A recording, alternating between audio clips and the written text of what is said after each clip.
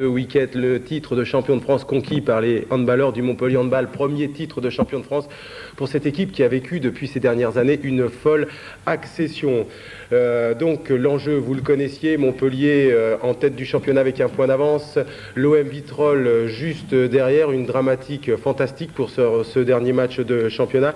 L'OM, deux défaites durant la saison, une à Ivry et une à domicile face à Montpellier sur un score de, je ne me rappelle plus combien, 24 à 18, si, 24 à 18, donc plus 6. Les Montpelliérains se devaient de faire ou match nul et de l'emporter pour conquérir ce titre. Ce fut difficile, ô combien difficile, c'était pas un miracle mais presque.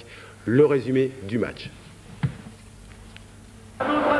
Scénario de rêve que ce match entre les Montpelliérains ici à l'échauffement du président Jean-Paul Lacombe et ceux de l'OM Vitrolles, champion de France en titre. Scénario de rêve car cette rencontre, la dernière affiche du championnat, oppose le premier Montpellier au second l'OM. Au classement, un point d'écart en faveur des potes de Grégory Anctil. L'épilogue est dramatique. Pour empocher le titre, Montpellier ne doit pas perdre. Un match nul sacre Tchoumak et ses partenaires champions de France. Pour le Marseillais Frédéric Voll, Montpelliérain la saison prochaine pour 3 ans, une seule alternative, l'emporter pour conserver son bien. Archicombe, le Palais des Sports René Bougnol va devant les caméras de Canal+, vivre l'événement sportif majeur de l'année à Montpellier.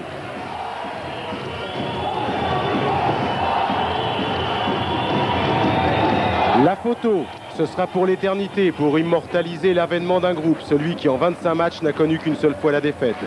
Montpellier le premier en attaque, ainsi on a décidé le tirage au sort. Et ouverture du score pour Yann Mocanou, c'est bon pour le moral. La puissance de l'immense Roumain, annoncé partant mais qui sera encore Montpelliérain la saison prochaine, a fait la différence. S'en suivront 2 égalités avant que sur son aile, Eric Amalou ne trompe Igor Tchoumak et donne pour la première et seule fois de cette première mi-temps l'avantage à l'OM 3-2. But de François-Xavier Houlet, Montpellier reprend les commandes 4-3. Puis fait le break après ce pénalty transformé par Grégory Anctil, 5-3.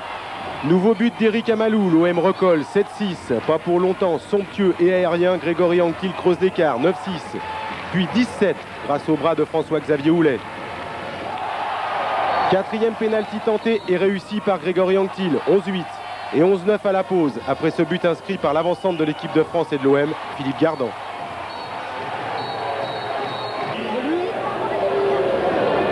Relâchement coupable en 2 minutes, Montpellier en ce début de seconde période perd son avance. Égalisation de Julia, 12-12. Toujours aussi appliqué, Montpellier ne craque pas. But de Will Berger, 13-12. Le moment était important, tous les félicitations. L'OM accentue sa pression, re-égalisation de Julia, 13-13. Reste un quart d'heure à jouer, l'OM mène d'un but, 15-14, égalisation d'Houlet, 15-15. L'on remonte sa coquille, le moment est important. Tchoumak vole, 2 des meilleurs joueurs d'Europe face à face. Avantage de Tchoumak, toujours 15-15. Les minutes qui suivent ne seront qu'histoire de pénalty. Un réussi par Pascal Jacques pour l'OM et 2 pour François-Xavier Houlet. Montpellier reprend les devants, 17-16. Patrice Canaillé dispose d'un banc fourni et s'en sert, multipliant les solutions. Illustration, but de Laurent Puisségur, 18-16. Puis 19-17, après ce but signé Mocanou, reste 2 minutes à jouer. Montpellier, à l'abri d'un retour de l'OM, tient sa victoire. Le public l'a compris. Face à n'importe quelle équipe, la cause était entendue, mais pas face à l'OM. But de Voll, 19-18. En 1 minute, l'OM se replace. Contre-attaque de Jackson Richardson. Tchoumak de peu est battu, 19-19. La dramatique est à son comble, reste 40 secondes à jouer. Montpellier en infériorité numérique, 4 joueurs de champ contre 6 a perdu le ballon. Les Marseillais n'ont plus qu'à faire tourner l'horloge pour à l'ultime seconde crucifier Tchoumak et conserver leur titre. Faute de Laurent Puisségur sur Voll, cela vaut une nouvelle expulsion, reste 20 secondes à jouer. Montpellier va les disputer à 3 joueurs de champ contre 6. Autant dire que les carottes sont cuites.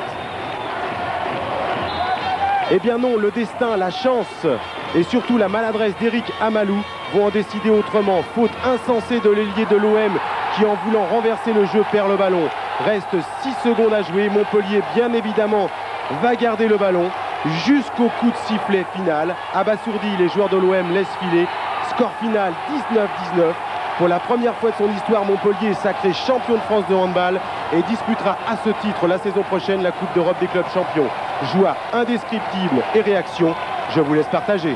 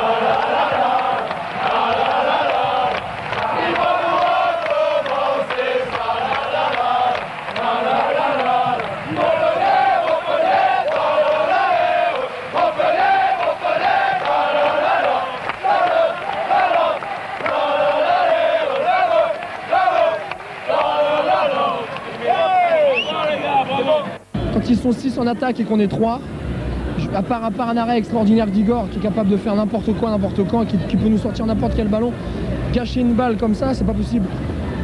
Le titre, je pense qu'on le mérite depuis le début, quoi. Mais là, ils nous l'ont donné, quoi. C'est clair, ils nous l'ont donné, mais c'est fabuleux. Tant pis, c'est pas grave. Quand on signe comme ça en début de saison, on sent qu'il va y avoir un coup à jouer. On le sent assez rapidement pendant la préparation parce qu'il y a une espèce d'émulation. Il y a des joueurs ici qui ont progressé certes mais qui n'ont pas de titre, ou très peu. Donc on avait envie de faire quelque chose ensemble. Au début on était une bande de jeunes fous, après on a prouvé qu'on pouvait gagner des matchs importants. On est un petit peu dans le creux de la vague la semaine dernière et là bon, on mérite ce qu'on a obtenu aujourd'hui.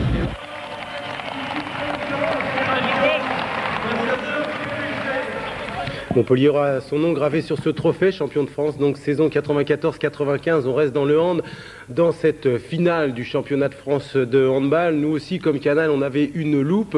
On a suivi plus particulièrement les agissements de Frédéric Voll, de Jackson Richardson, de Patrice Canaillé, de Jean-Paul Lacombe et d'Igor Tchoumak, avec en prime de nouvelles réactions à l'issue de la rencontre. On se replonge dans le match.